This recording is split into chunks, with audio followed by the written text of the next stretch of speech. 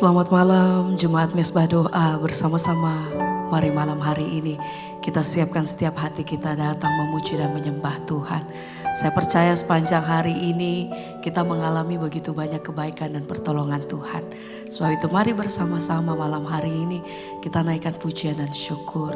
Datang beribadah, datang memuji dan menyembah Tuhan malam hari ini. Mari bersama kita satu dalam doa. Terima kasih Tuhan kalau kami boleh bersama-sama bersatu hati dimanapun kami berada saat ini Tuhan. Kami percaya bahwa hadirat-Mu itu yang menjamah setiap kami malam hari ini. Penuhi setiap hati kami Tuhan dengan kasih-Mu dimanapun kami berada. Biar kuasa jamahan-Mu atas setiap kami pribadi lepas pribadi Engkau nyatakan buat setiap kami Tuhan. Mengalami Engkau, tinggal tenang di dalam hadirat-Mu Tuhan. Kami percaya, kami temukan kekuatan yang baru. Terima kasih Tuhan, terima kasih. Kuasa dan hadirat-Mu itu mengalir Tuhan. Terima kasih, segala pujian kami bagi-Mu. Terima kasih.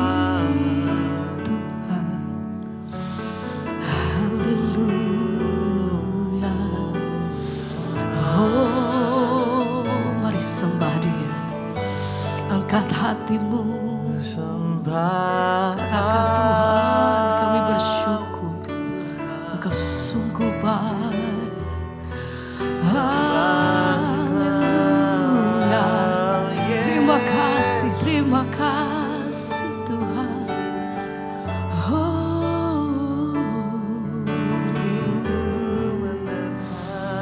Angkat hatimu, sembah Dia.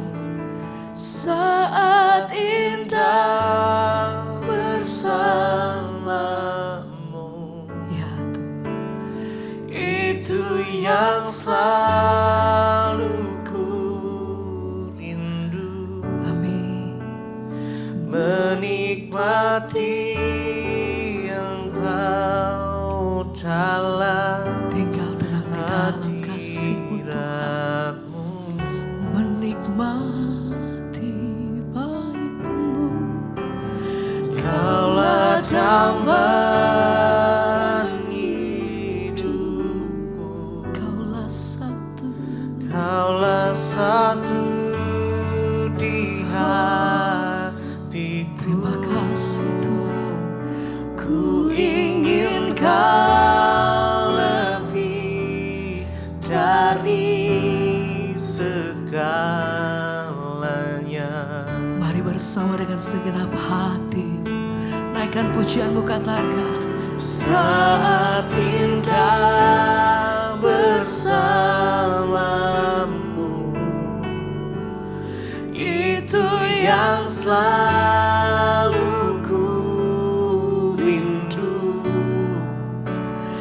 Menikmati Engkau dalam hadirat-Mu.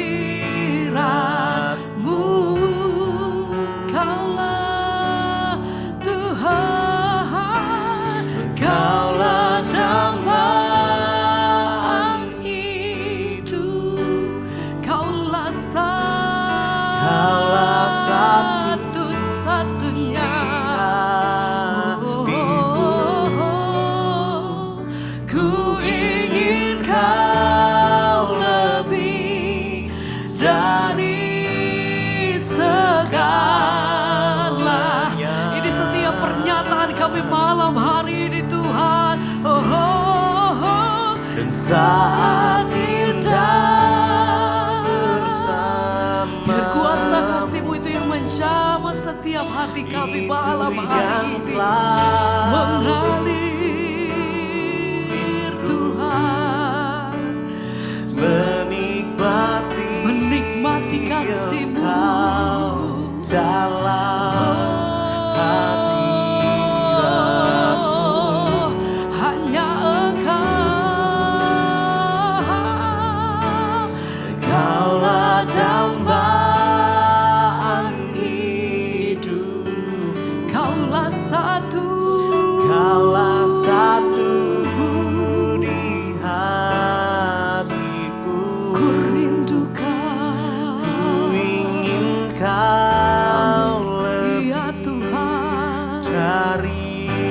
lebih lagi. Mari sama-sama nyatakan, Engkau yang mengalami kasih Tuhan bersama, katakan saat indah bersamamu, itu yang selalu ku rindu, menikmati Engkau dalam hadirat-Mu.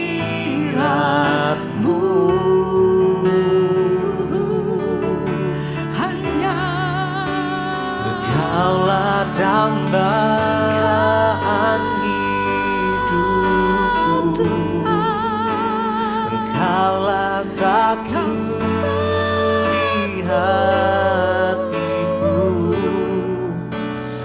Ku ingin Kau lebih dari segalanya.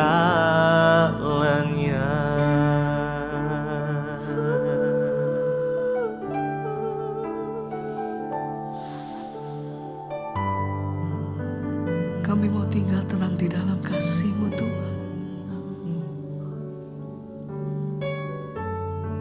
menikmati kasih dan hadirat-Mu dimanapun kami berada saat ini. Jamahan-Mu atas setiap kami Tuhan, biar kami meletakkan setiap perkara lepas perkara yang kami hadapi. Kami tahu bahwa senantiasa Tuhan tidak pernah melepaskan kami. Pegang hidup kami senantiasa Tuhan, bawa hati kami lebih dalam menyembah Engkau malam hari ini. Bawa hidup kami lebih percaya bahwa kami punya Tuhan yang setia. Kami punya Tuhan yang mengasihi kami. Kami punya Tuhan yang sanggup melakukan setiap perkara atas hidup kami. Ajar hati kami senantiasa berseru Tuhan dan menyatakan seluruh hidup kami. Tuhan, kami percaya. Kami percaya Tuhan.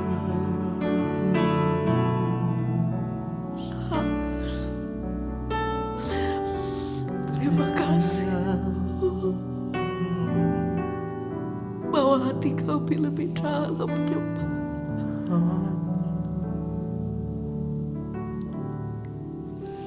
Saat indah bersamamu, itu yang selalu ku rindu, menikmati Engkau dalam hadirat-Mu.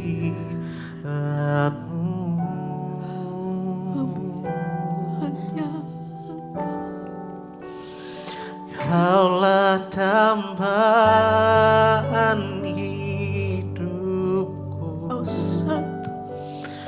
Kaulah satu di hatiku. Kami percaya penuh. Ku ingin Kau lebih dari segalanya.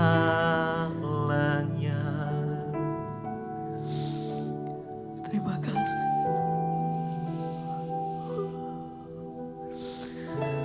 Sembah kami hanya bagi Kau Tuhan. Haleluya. Terima kasih Tuhan. Kami datang merendahkan diri Tuhan di dalam kasih dan hadirat-Mu.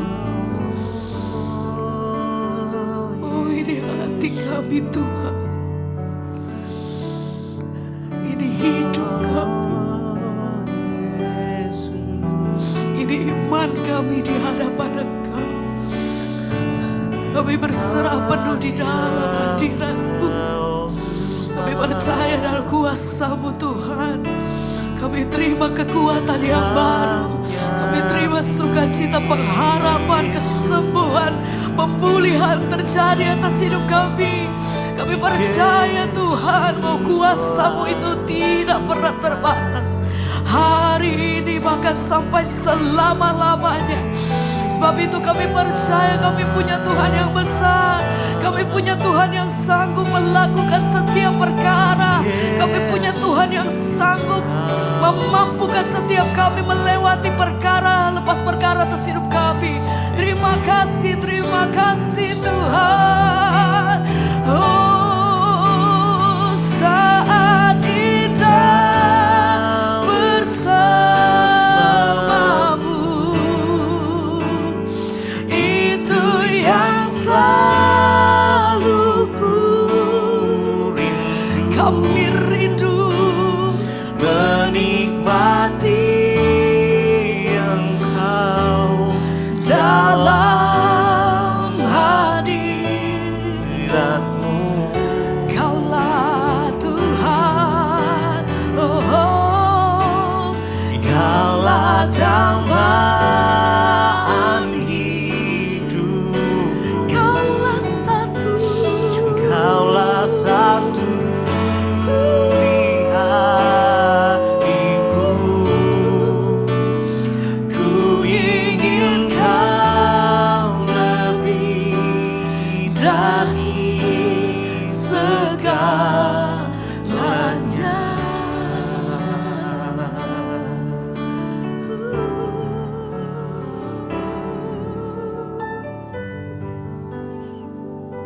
Malam hari ini yang kami inginkan hanya pribadi-Mu Tuhan.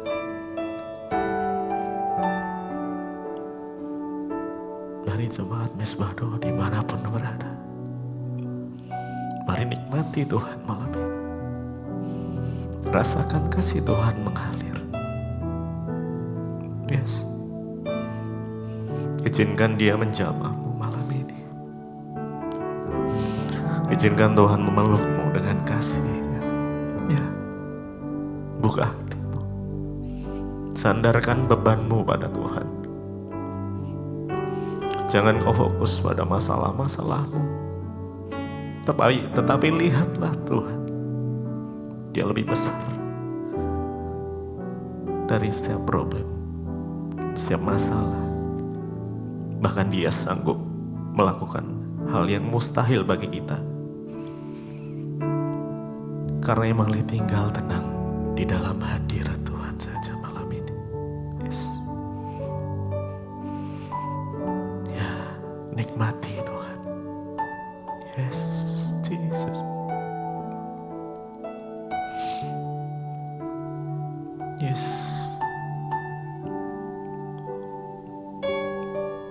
Terima kasih Tuhan, terima kasih. Dia mau lebih lagi menikmati Engkau. Ku nikmati keindahan dan keagungan-Mu, oh Tuhan. Ku nikmati kemuliaan-Mu, menyembah-Mu dengan segenap. Ku nikmati, yes, ya, Dan keagungan ya. Mari nikmati Tuhan malam ini. Rasakan kasih Tuhan. ku Yes, nikmati Jesus. kemuliaan-Mu, Menyembah-Mu dengan segenap. Ku nikmati keindahan Yes, sungguh indah dan Engkau. keagungan-Mu, oh Tuhan. Nikmati Ku nikmati kemuliaan-Mu,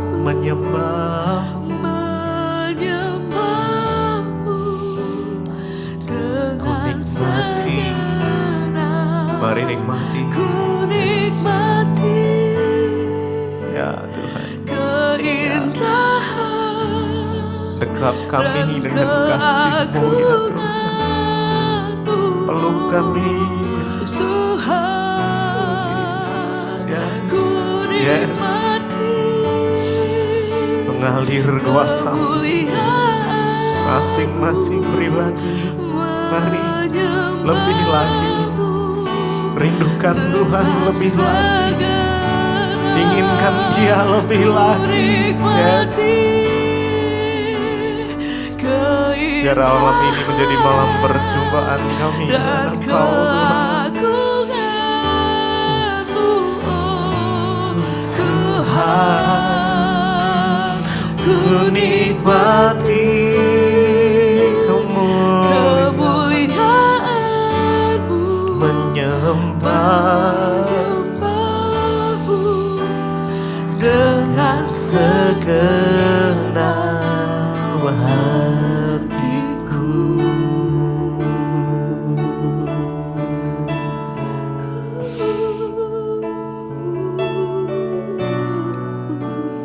Hanya di dalam Engkau saja kami tenang Tuhan.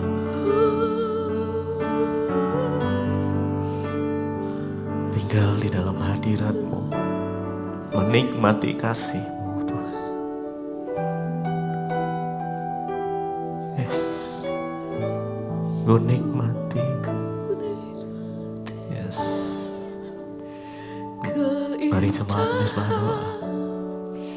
dan Keagungan, Tuhan. mari rasakan kasih-Nya mengalir. Ku nikmati Penuhi setiap kami Tuhan umat-Mu. Menyembah-Mu dengan segenap hati. Mari lebih lagi ku nikmati dengan segenap hati-Mu. keindahan Mari sembah dan keagungan Jesus, Jesus. oh, Tuhan, ku nikmati kemuliaan-Mu, menyembah-Mu dengan segenap nikmati keindahan yes, dan keagungan-Mu, oh Tuhan, ku nikmati kemuliaan,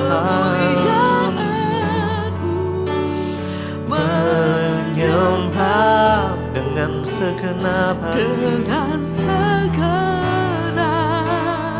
Hatiku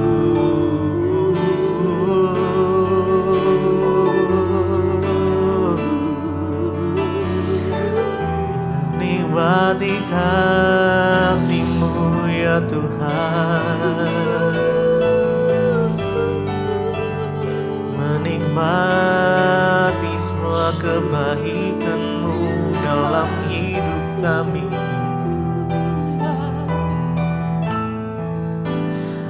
Kau ku sembah, yes. Kau yang layak kami sembah Tuhan, Kau yang layak kami tinggikan, hanya Yesus. Kau ku sembah,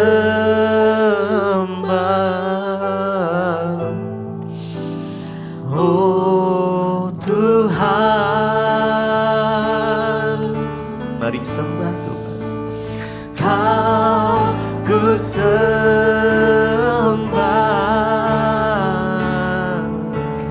Kau ku sembah,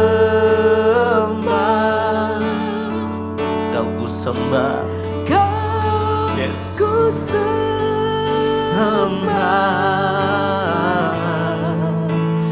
oh Tuhan, Kau ku sembah, oh Kau ku sembah.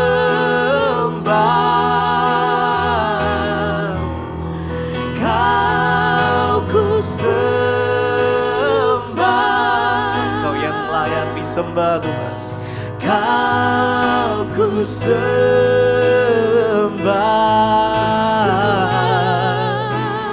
oh Tuhan, kau ku sembah, kau ku sembah. Mari dengan segenap hati, dengan segenap jiwa, dengan segenap kekuatan kita menyembah Raja di atas segala raja. Ku Sembah, oh Tuhan,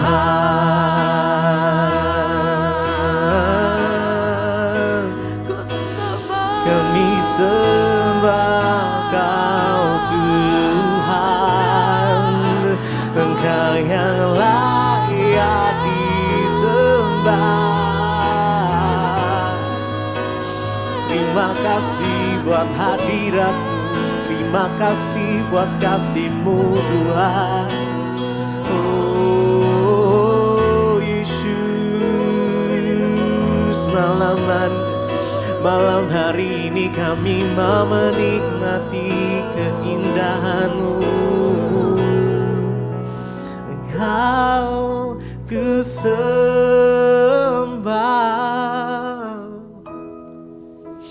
Engkau ku sembah,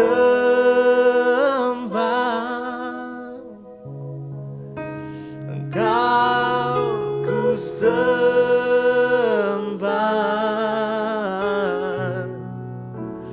oh Tuhan,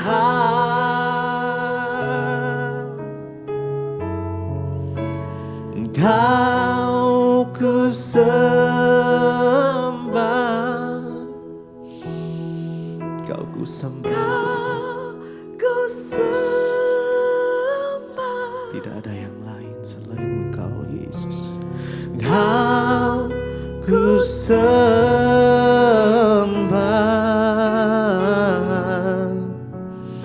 oh Tuhan,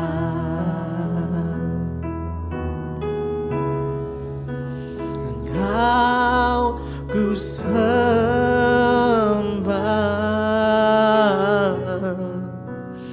oh Tuhan, Engkau ku sembah,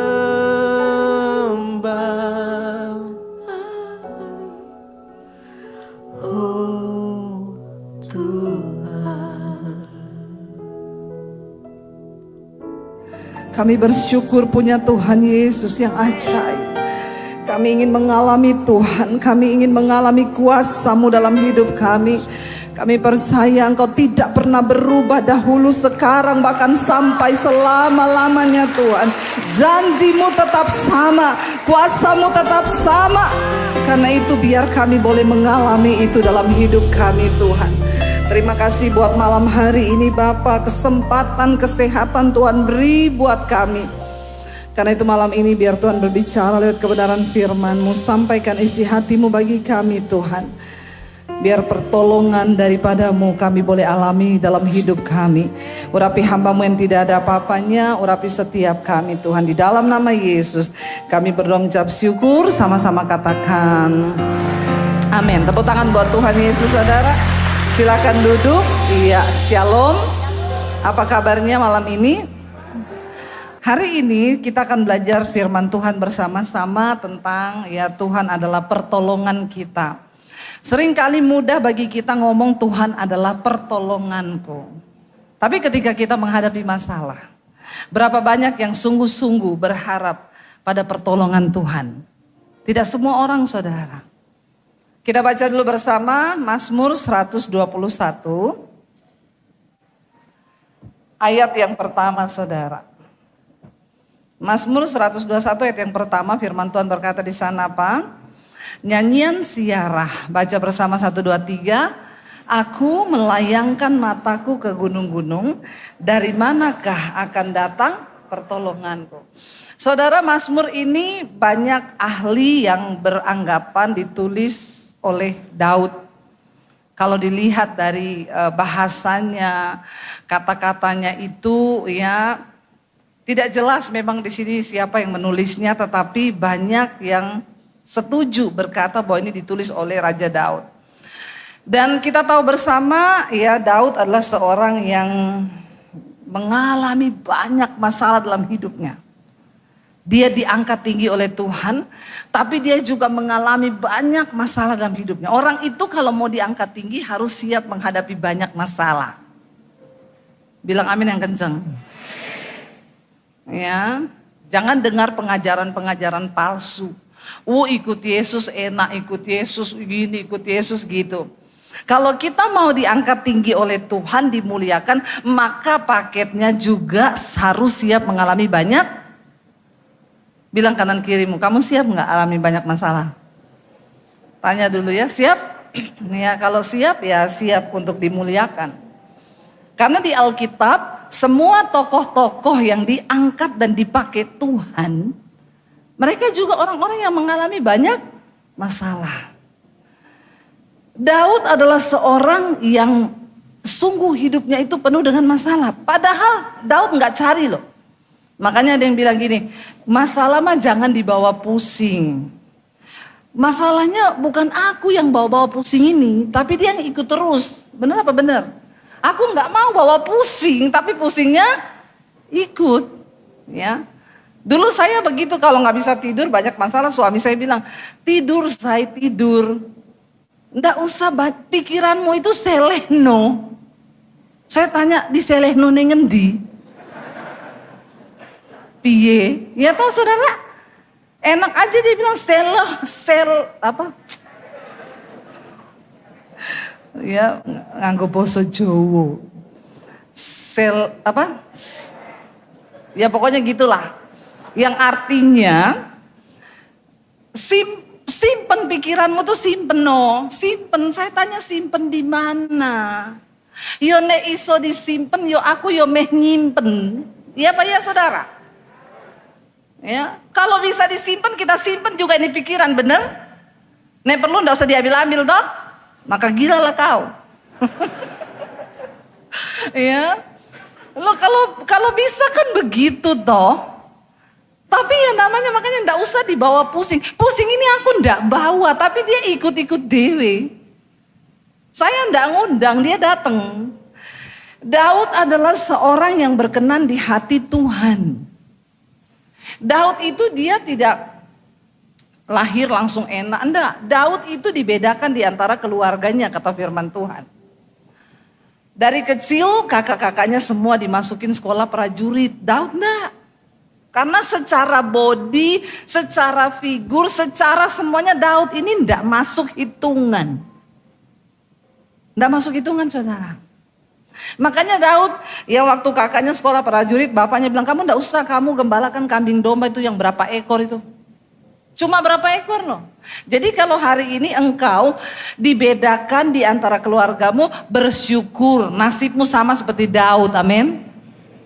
Kayaknya banyak ini ya, saya ngomong gini kayak dapat peneguhan gitu. Langsung, yes, amin, amin, amin. Berarti banyak yang tertolak dari keluarga ini. Tapi puji Tuhan, benar. Ya saya pun juga dulu orang yang tertolak dari keluarga, dibuang. Daud gak pernah meminta masalah itu datang bertubi-tubi dalam hidupnya, gak pernah. Daud bahkan gak pernah berpikir dia akan jadi raja. Benar gak saudara? Gak pernah. Dia gak pernah mimpi, nanti saya bakalan jadi raja, makanya saya sekolah prajurit dulu biar saya pintar perang, nanti saya bisa jadi ini, nanti saya akan berperang, nanti saya jadi, gak ada. Hello kaum Gen Z yang kebanyakan berhalusinasi. Pengen jadi A, jadi B, jadi C, jadi ini, pengen semua tuh. Jangan gagal fokus. Fokus utama kita itu kejar perkenanan Tuhan. Yang lainnya gak usah kita pikir. Saya gak pernah berpikir jadi YouTuber seperti hari ini. Nggak pernah ada pikiran saya itu, nggak pernah.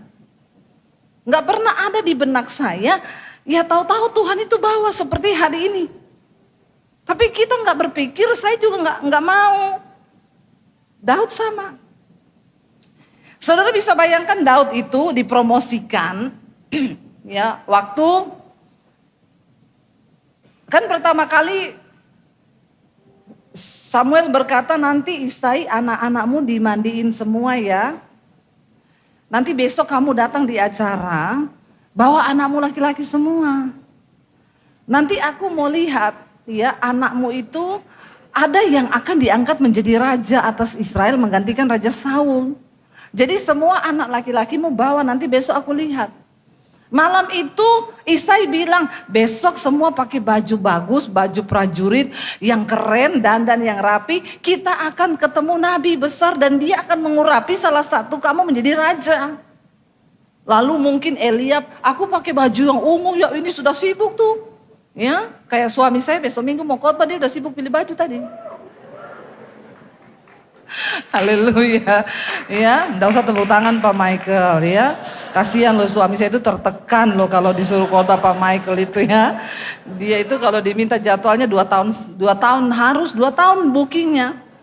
Ya, kalau saya setahun dia 2 tahun karena ya persiapannya satu khotbah 2 tahun saudara. Ya, tapi saya bilang bersyukur loh, kamu itu anugerah Tuhan loh. Banyak orang pengen khotbah di GSJS ini banyak. Ya, tapi dia nggak pernah mau. Tapi kalau Tuhan yang suruh kan, iya nggak saudara? Jadi besok minggu eksklusif untuk GSJS. Suami saya khotbah loh. Ya, tes baju tadi. Begini bagaimana? Lihat dulu saya. Ini cocok gak? Cocok, bagus, mantap. Yang penting urapannya. Ya, jadi Daud saudara, semua kakak-kakaknya udah pakai baju ini. Besok ada salah satu di antara mereka sebagai kandidat raja Israel loh. Itu persiapannya terbagus. Daud itu begini, Pak, aku besok pakai baju apa? Kamu enggak masuk hitungan. Besok kakak-kakakmu akan pergi di acara itu, kamu ke padang gurun gembalakan kambing domba. Siapa yang suruh kau ikut? Tidak masuk hitungan. Hari ini mungkin kamu enggak masuk hitungan saudara. Tapi Tuhan suka sama orang-orang yang enggak masuk hitungan. Semua pada enggak masuk hitungan nih. Kok semangat sekali? Iya betul ya. Gak apa-apa, saya juga dulu begitu. Akhirnya mereka pergi ke acara itu. Saya mau tanya, Daud punya kesempatan gak untuk terluka hatinya? Dia punya alasan gak untuk hatinya terluka diperlakukan seperti itu oleh keluarganya? Punya dong. Kalau Jensi itu udah naik ke apartemen. Ya. Untung Daud itu enggak saudara. Dia pergi menggembalakan kambing domba. Dia bawa itu kambing sambil nyanyi, lebih baik 1 hari di pelataranmu daripada 1000 hari di matahari. Daud, dia tidak memberikan tempat di hatinya untuk kecewa. Daud pergi bawa. Saya yakin iblis pasti bicara. Papamu itu kayak apa? Kasihan kamu. Masa diginiin, masa digituin. Daud ngomong, lebih baik 1 hari. Dia nyanyi saudara. Dia menciptakan banyak lagu-lagu rohani. Lagu-lagu yang kita nyanyikan sekarang itu semua ciptaannya Daud.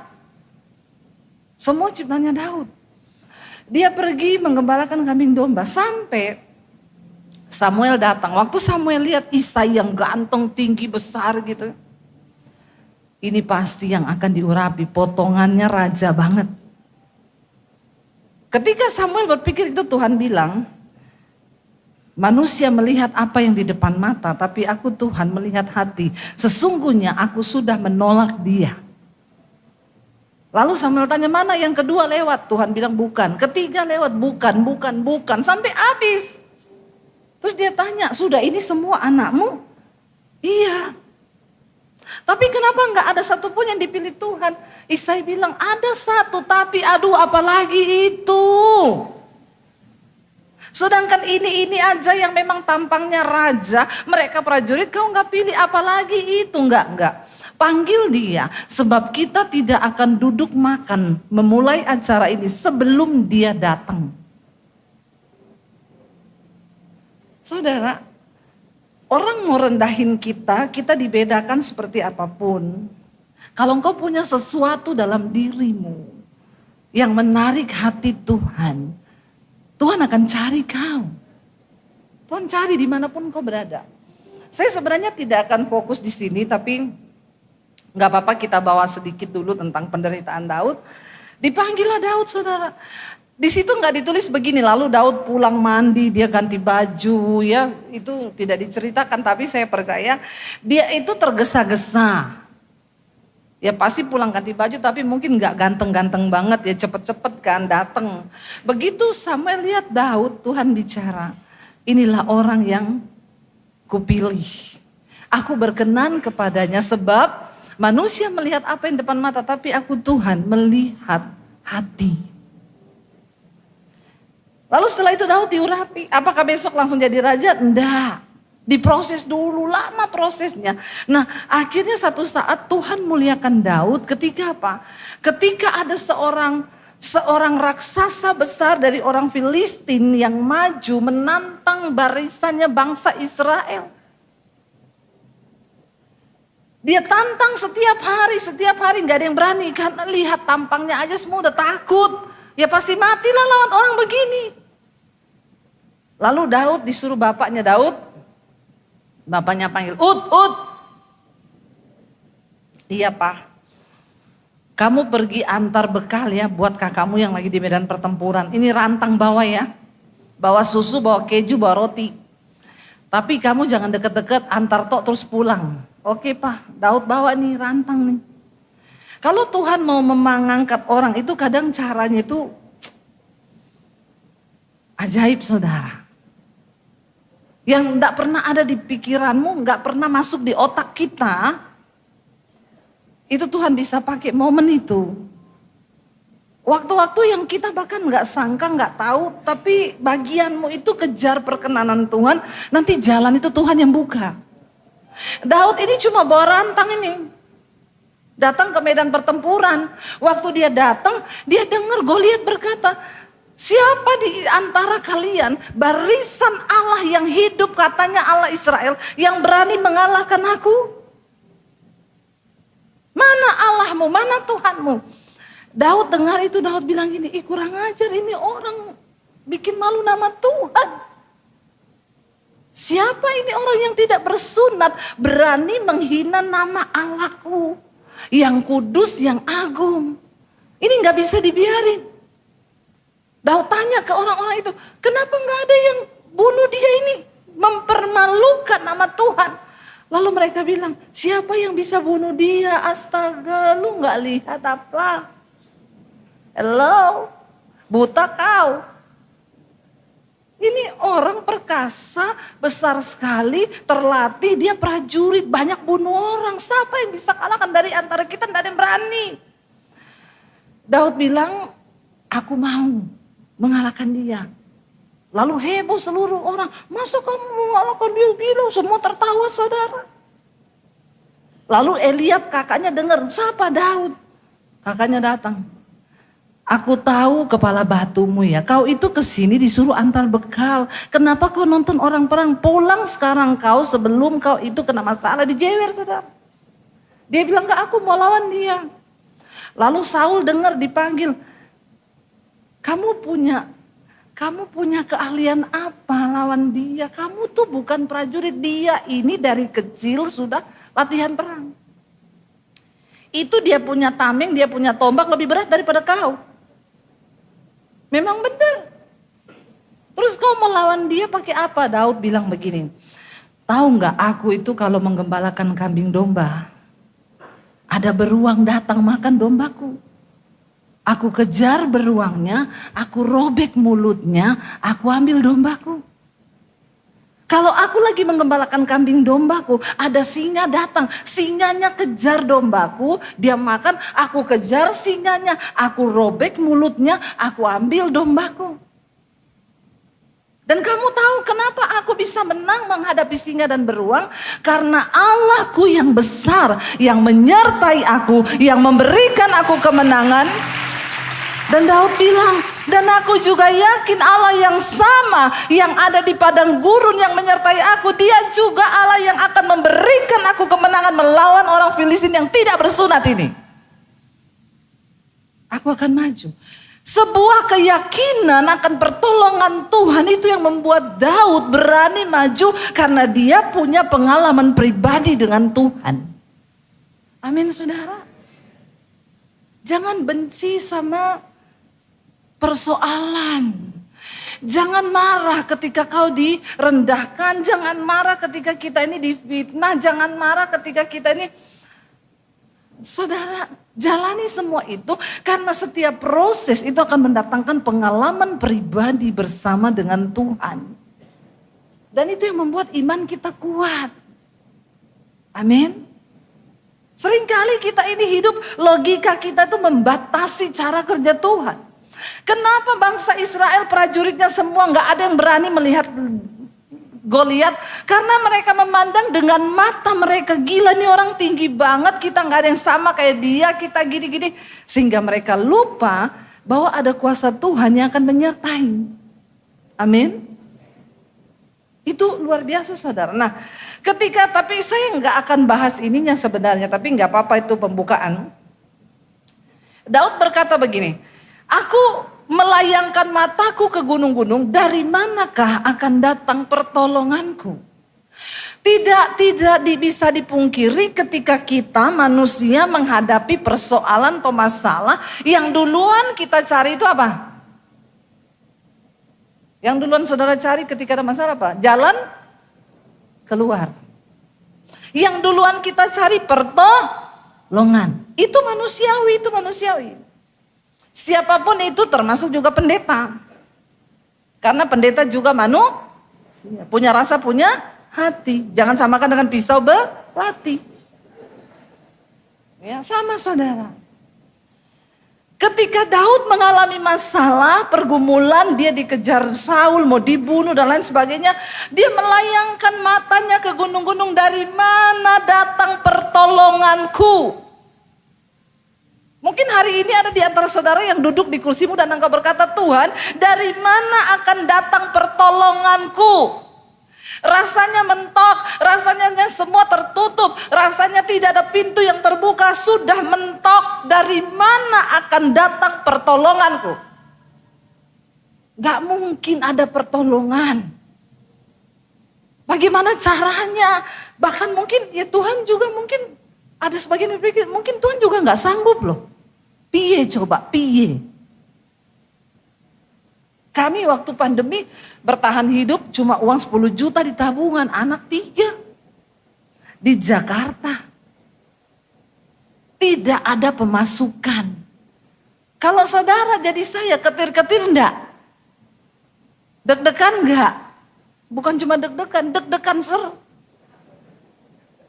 tiap hari mulai habis uang, beli makanan, beli ini, kepake 500.000, belum token listrik bunyi. Ya kalau bunyinya lagu suka-sukamu Tuhan, bagus ya saudara, terhibur kita. Mas saya bunyi net, nggak sabaran lagi. Ya, makin kita dekat makin kenceng bunyinya, makin deg-degan lah kita. Berkurang terus. Dari mana datang pertolongan? Tapi saya dan suami berusaha menenangkan hati, jangan panik. Tuhan yang pernah menolong kita di masa lalu, dia Tuhan yang sama yang akan menolong kita. Dia tidak pernah berubah, dia tetap sama. Seringkali iman kita lah yang berubah karena keadaan. Dari mana akan datang pertolonganku? Aku memandang sampai ke gunung-gunung. Hayo, berapa banyak kita sering ketika menghadapi masalah, kita juga bertanya hal yang sama. Dan kita mencari dari mana pertolonganku datang. Sampai udah kepikir nih di otak, telepon mertua, pinjam uang, telepon ini, telepon itu, telepon ini, telepon itu, telepon ini. Saudara, ya saya bicara ini bukan karena saya tidak mengalami. Karena saya mengalami, makanya saya cerita. Makanya jadi orang Kristen tuh jangan jadi Kristen katanya, Kristen yang ngalami Tuhan, amin. Ngalami Tuhan. Saya tadi baca kesaksiannya seorang jemaat Mesbah Doa, Bu. Saya mau bersaksi. Saya ini di tengah kelesuan sekarang ini, tidak ada jalan keluar, usaha semuanya rasanya sulit.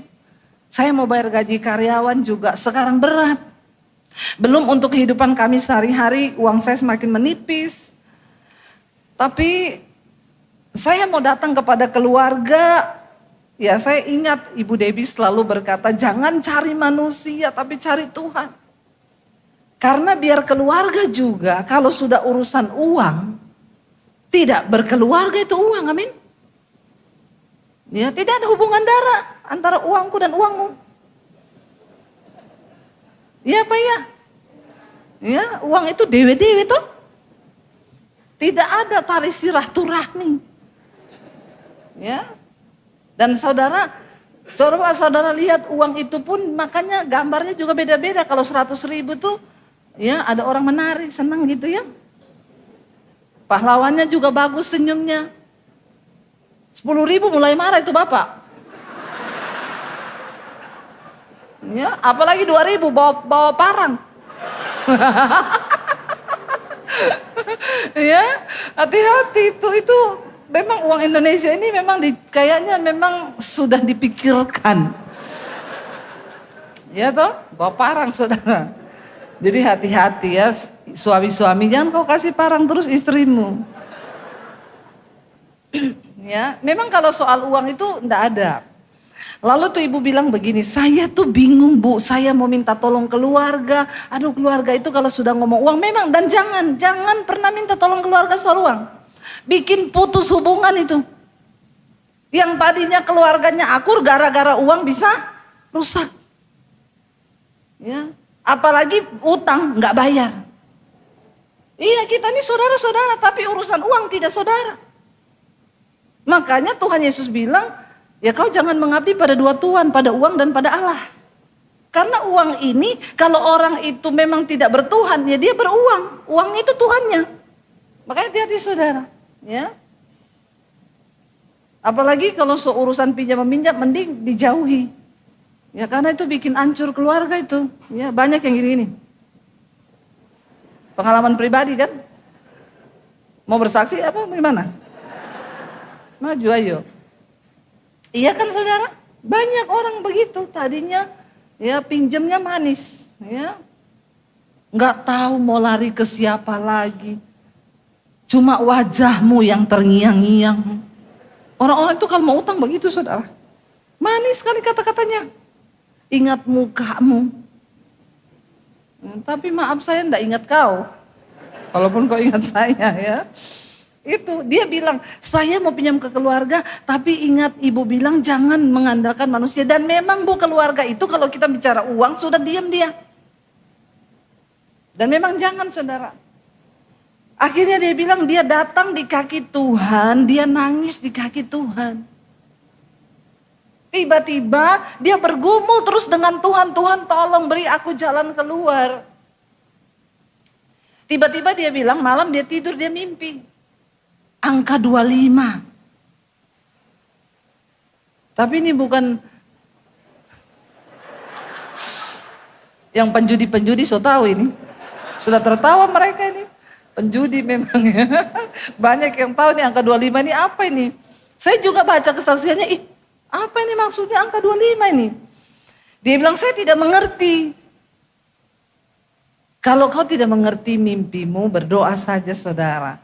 Saya itu kadang bingung ya orang SMS, Bu tolong dong artikan mimpi saya. Dia catat mimpinya banyak, saya baca saya belum ngerti ini. Besok dia sudah kirim lagi, Bu saya tadi malam mimpi lagi Bu. Saya bilang yang pertama aja saya belum tahu artinya, kenapa kau sudah kirim yang kedua. Yang ketiga dia kirim lagi, tadi malam saya lagi mimpi lagi ini lagi Bu. Artinya apa? Saya bilang artinya kau kebanyakan tidur. Makanya mimpimu banyak sekali. Coba kau bangun dan kerja, pasti kau enggak mimpi. Heran orang saudara tiap malam mimpi loh. Emang saudara tiap malam mimpi? Saya itu untung-untung semalam sekali mimpi, itu pun bangun tadi mimpi apa ya, lupa saya mimpi saya. Ini ingat saudara, detil-detilnya ditulis semua. Terus suruh saya artikan, saya bilang saya ini Debbie, suami saya Daniel. Yang mengartikan mimpi itu Daniel. Tapi saya tanya dia juga tidak mengerti saudara. Aduh, kadang-kadang jemaat itu aneh-aneh ya, makanya jangan jadi jemaat yang aneh-aneh. Kalau mimpi didoakan saja, enggak usah tanya. Nanti kalau pendetanya salah arti lagi. Ya, oh itu berarti ibu harus pasang kupon nomor 25. Wah, tambah makin parah saudara ya. Jadi dia bilang dia bawa dalam doa, apa arti tanggal 25? Besoknya tanggal 24 orang telepon, Bu saya mau lihat tanah. Itu tanah sudah puluhan tahun ditawarkan, diiklankan, tanah almarhum bapaknya enggak laku-laku. Tapi cara Tuhan itu menolong orang yang sungguh-sungguh mengandalkan dia. Kan enggak pernah terpikir saudara. Terus dia bilang, tapi kalau hari ini tanggal 24 kayaknya saya enggak bisa deh Bu. Besok ya. Besok tanggal 25 kita ketemuan. Dari situlah saudara terus berlanjut akhirnya transaksi. Ya berarti dia benar mimpinya itu dari Tuhan 25. Ya. Tapi besok yang mau jual tanah enggak usah pura-pura tidur. Terus angka berapa? Angka berapa ya? Nanti muncul 34 dari tanggal 34. Nanti kau bingung sendiri, enggak usah direkayasa. Tuhan itu bekerja dengan caranya masing-masing, amin. Saudara, lalu Daud berkata, dari mana datang pertolonganku? Memang adalah sesuatu yang wajar ketika kita menghadapi masalah. Ya kita cari jalan keluar dong, kita cari pertolongan dong. Tapi disinilah kita harus berhati-hati. Karena tidak semua orang itu waktu mengalami masalah mengalami mujizat. Cuma orang-orang tertentu. Nah kita lihat saudara. Bagaimana supaya kita ini bisa mengalami Tuhan, mengalami mujizat. Yakobus 1 ayat yang ke-12 dikatakan di sana begini. Waktu kita menghadapi masalah, sebenarnya jangan buru-buru cari jalan keluar saudara. Tuhan berkata di sana begini, 1, 2, 3. Berbahagialah orang yang bertahan dalam pencobaan, sebab apabila ia sudah tahan uji, ia akan menerima mahkota kehidupan yang dijanjikan Allah kepada mereka yang mengasihi Dia. Waktu kita dicobai menghadapi pergumulan, ya berdoa dulu, minta kekuatan untuk bisa bertahan. Karena semua masalah itu ada time limitnya. Ada time limit. Jadi kita nggak bisa percepat juga.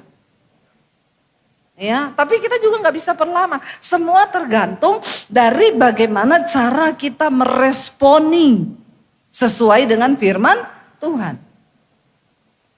Nggak usah dipercepat, ya. Minta Tuhan beri aku kekuatan untuk bertahan menghadapi persoalan sulit ini. Apa maksud Tuhan? Jangan dipercepat, jangan diperlambat. Itu kan seperti ujian di sekolah toh.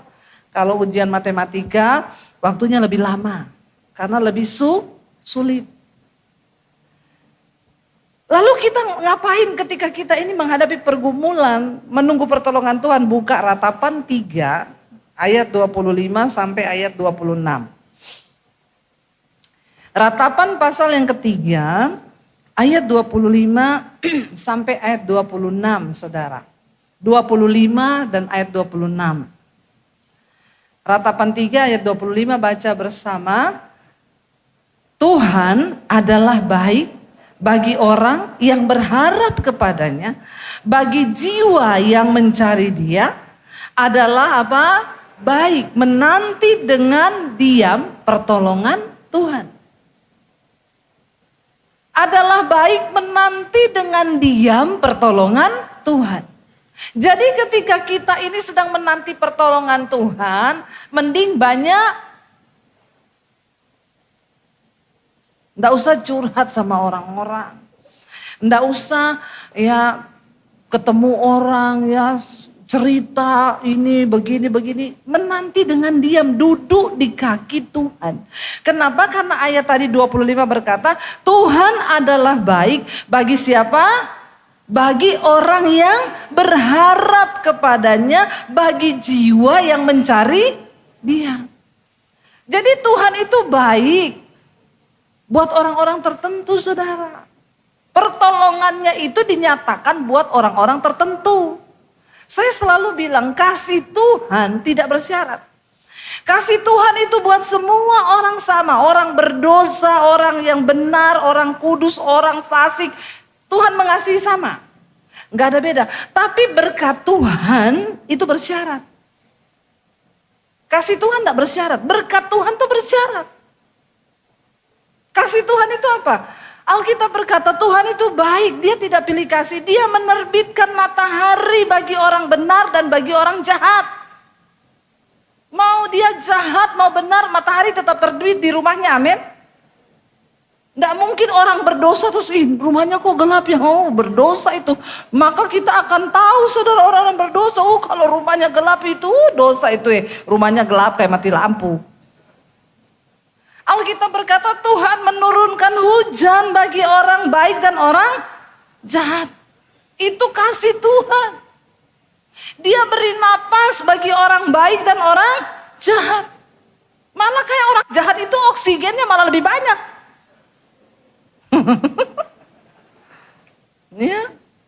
Makanya kita kadang bilang itu orang berdosa tapi kok ya kayaknya sehat, mujur. Benar saudara, itu kasih Tuhan, tidak ada syaratnya. Saudara mau berdosa, saudara mau apa, ya cuma jaga-jaga aja, jangan tiba-tiba mati. Benar mati itu nggak ada yang tahu loh saudara. Saya kemarin syok, ada satu WL di gereja di Jakarta, tiap hari Minggu saya pelayanan ketemu dia saudara. Nggak ada sakit, sehat. Statusnya di Instagram lari-lari, pokoknya olahraga, ya. Sehat, tiba-tiba dia itu cuma rasa nggak enak badan, lalu pergi refleksi. Ketika refleksi kakinya bengkak, lalu sakit sekali, dibawa ke klinik katanya asam urat. Minggu kemarin masih video call, maaf aku nggak pelayanan, kakiku bengkak, ini pakai kursi roda karena sakit sekali.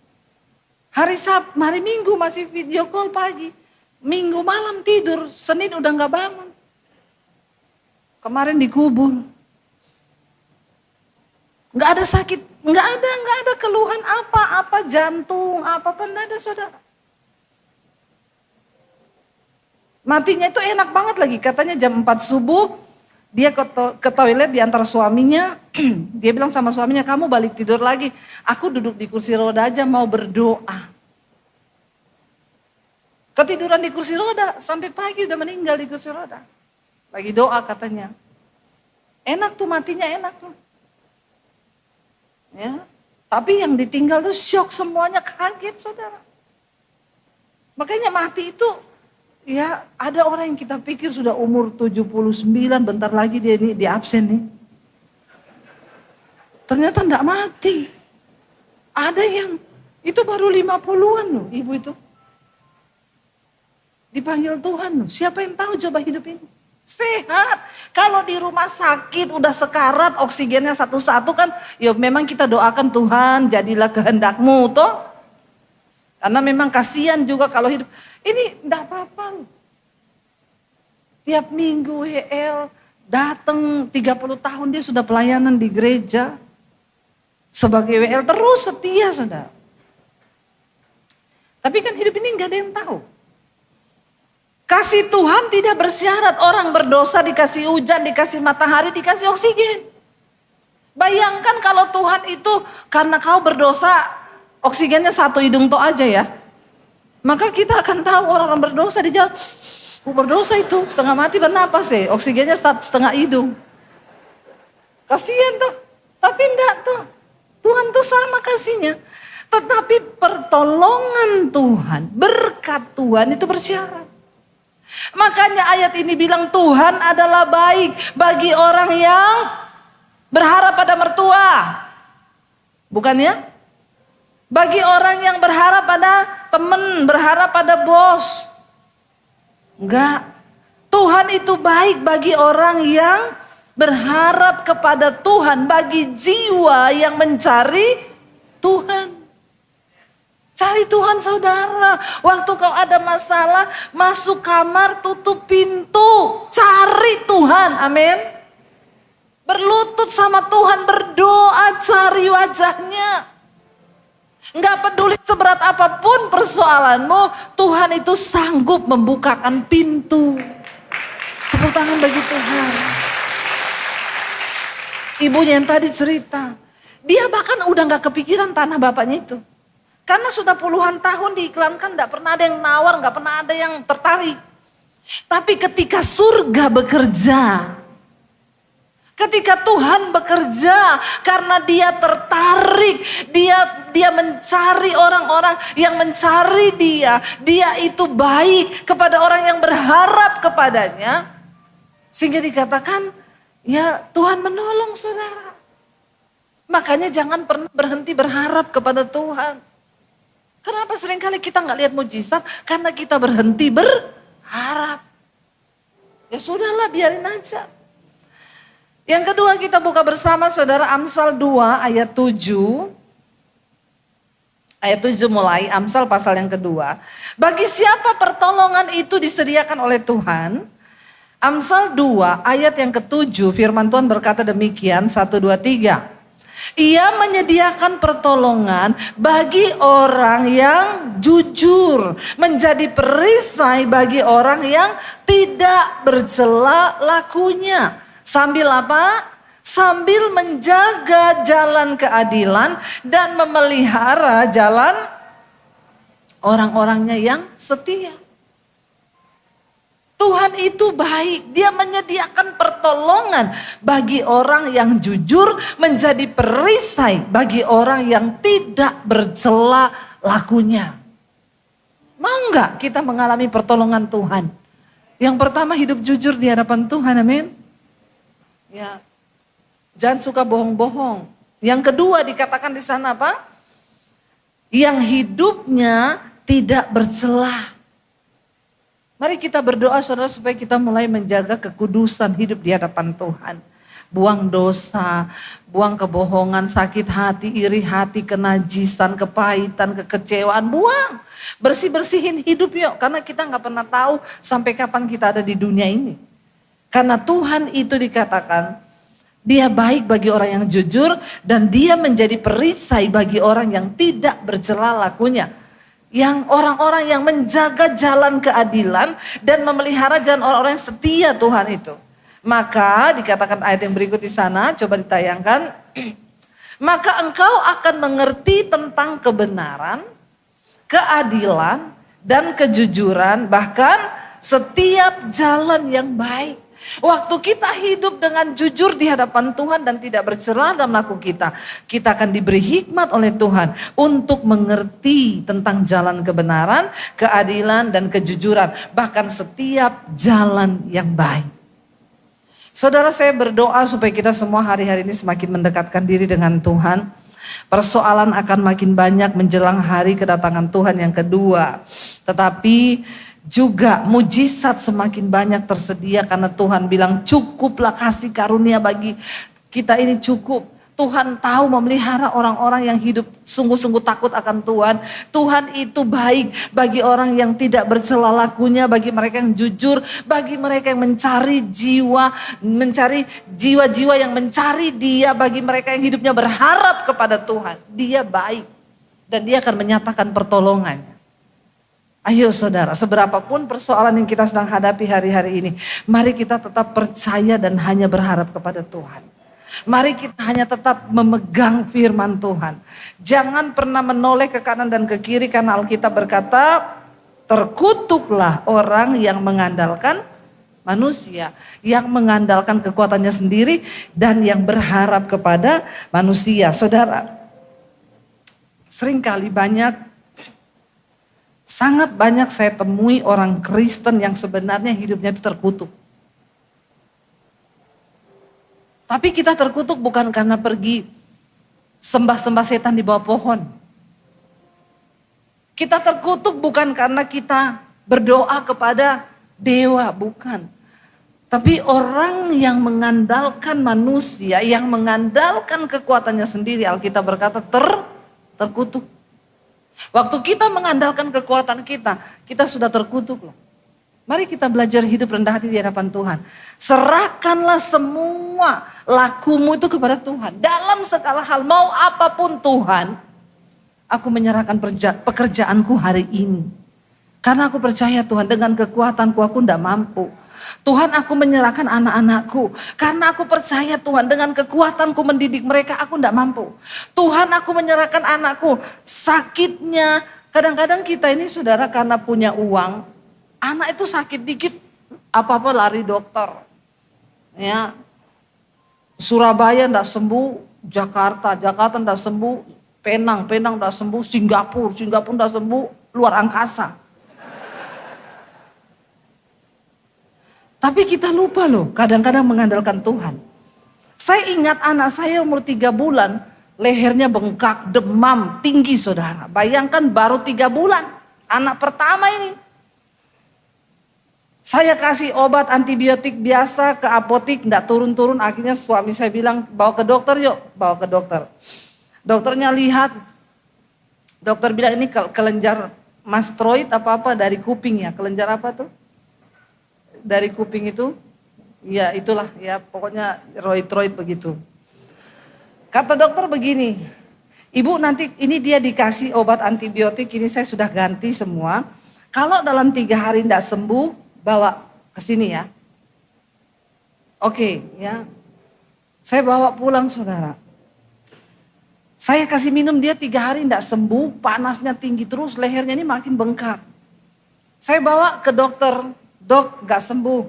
Saya kasih antibiotik yang lebih keras lagi ya Bu. Gini Bu, kalau 3 hari tidak sembuh, bawa ke sini, ini harus dioperasi segera loh. Karena ini infeksi dari kuping. Saya pulang, hati saya berdebar-debar saudara. Tuhan, anak ini 3 bulan dioperasi. Yang pertama ya masih kecil, yang kedua biayanya dari mana? Makanya kadang orang kalau punya uang itu kurang mengandalkan Tuhan, karena ada uang lari ke Singapura aja operasi. Tapi kita kalau nggak ada duit, beriman tuh terpaksa tuh, dalam nama Yesus sembuh tuh, sembuh. Tanpa operasi, dalam nama Yesus. Karena mikir operasi ini ratusan juta, uang dari mana? Saya pulang, 1 malam, tengah malam, saya pegang anak saya demam, saya berdoa saudara. Saya berlutut, Tuhan ampuni saya Tuhan. Tapi saya mohon hikmat sama Tuhan, anak saya ini sakit apa Tuhan? Masa dia nih kalau nggak turun saya bawa lagi nih mau dioperasi nih. Saudara tahu enggak Tuhan itu bicara di hati saya begini. Buang itu obat. Anakmu itu mau tumbuh gigi. Langsung tengah malam itu saya buka mulut anak saya senter. Enggak ada tanda-tanda gusi bengkak, enggak ada tanda-tanda gigi pecah. Saya bilang saya salah denger ini. Tapi kalau Tuhan yang ngomong benar, saya buang tuh obat malam-malam. Maaf ya Pak Michael, Dokter Michael, maaf. Saya buang dalam nama Yesus itu obat, dalam nama Yesus. Anak saya sembuh Tuhan. Masih panas besok, tapi saya sudah gak khawatir. Saya tadi bilang sama Pak Michael, anak saya kalau sakit, saya bakar bawang merah. Bakar, kasih panas, kasih minyak. Dulu kalau belum ada baby oil, minyak kelapa. Gosok di belakangnya saudara. Dalam nama Yesus sembuh tuh.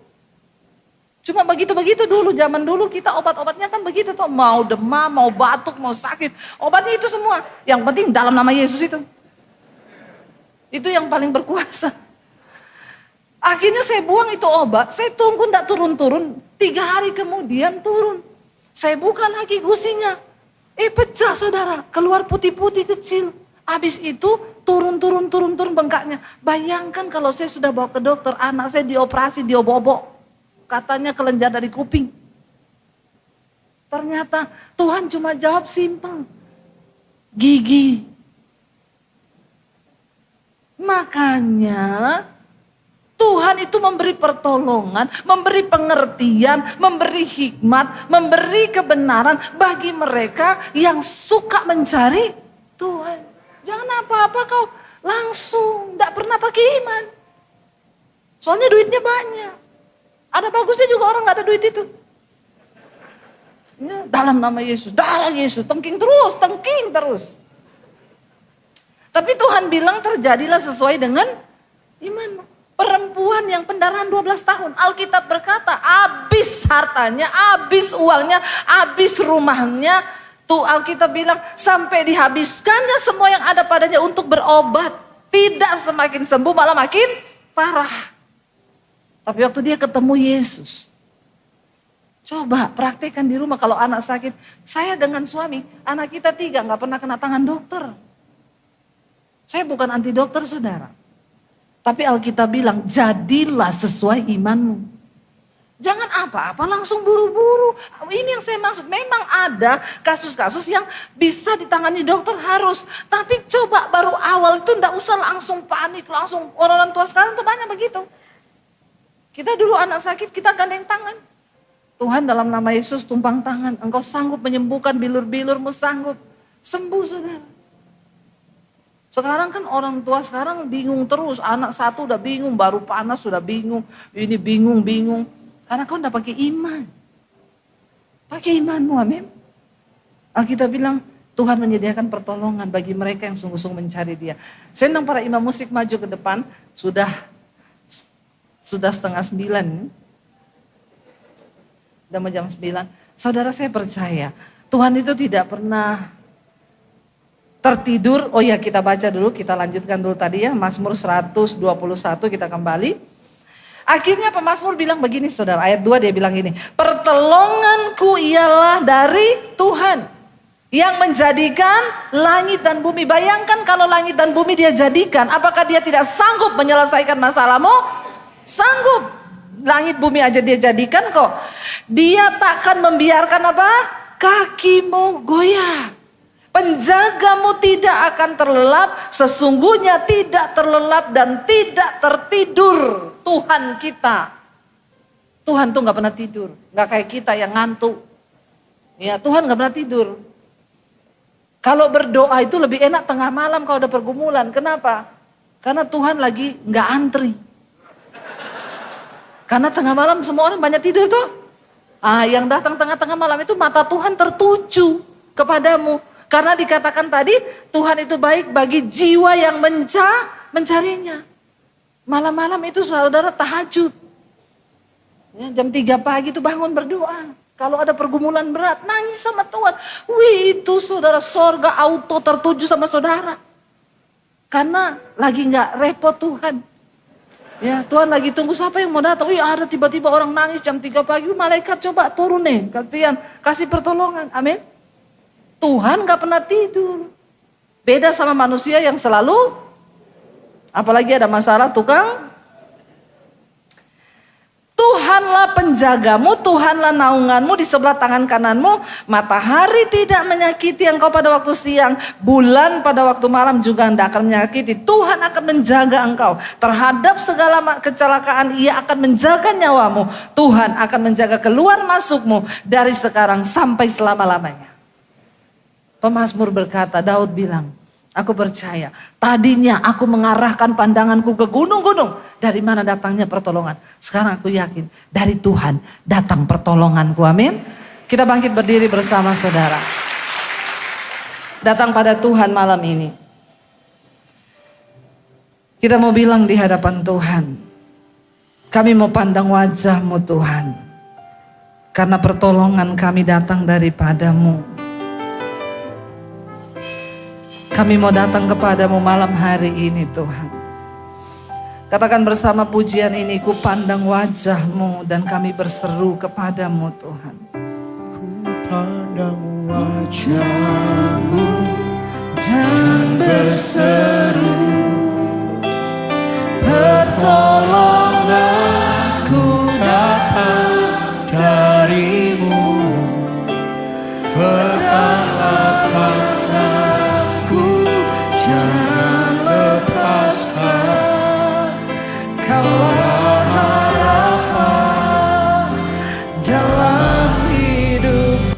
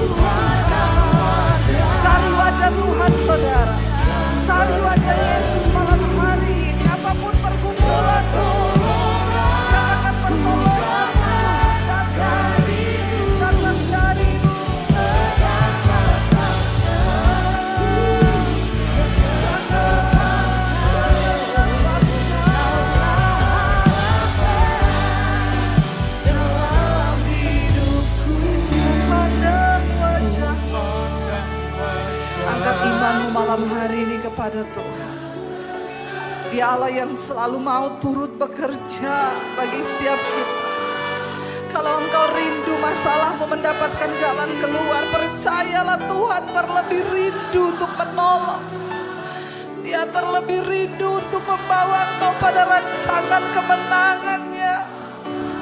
Mampukan kami Tuhan. Hamba berdoa untuk seluruh jemaat Mesbah Doa di mana saja. Tuhan beri kekuatan untuk terus bertahan di hari-hari terakhir. Agar kami boleh menjadi orang-orang yang menyelesaikan pertandingan iman kami sampai di garis akhir.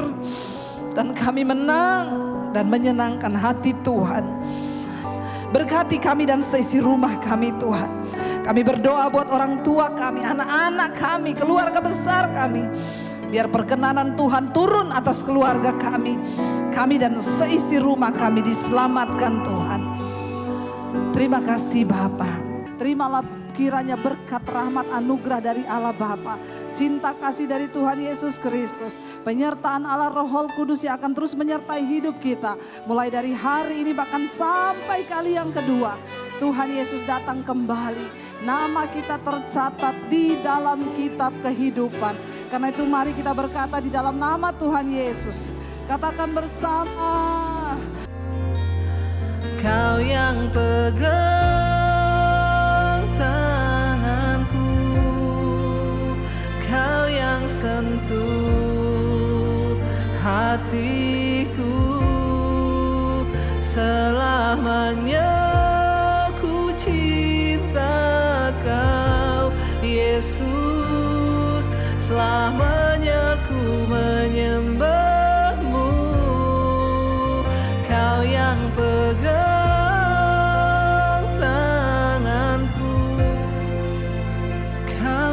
sentuh hatiku, selamanya